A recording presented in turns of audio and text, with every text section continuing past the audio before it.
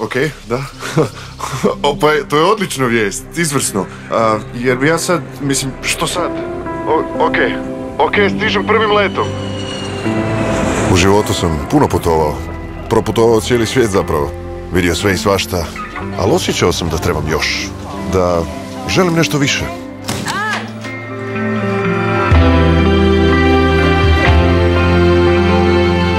Hej, i ti si drugačiji. Bićemo drugačiji. Zajedno.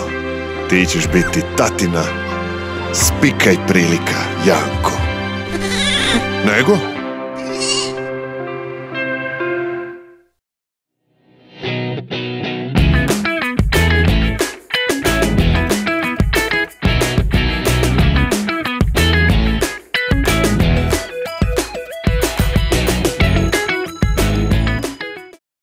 Ne, Janko, to se ne papa.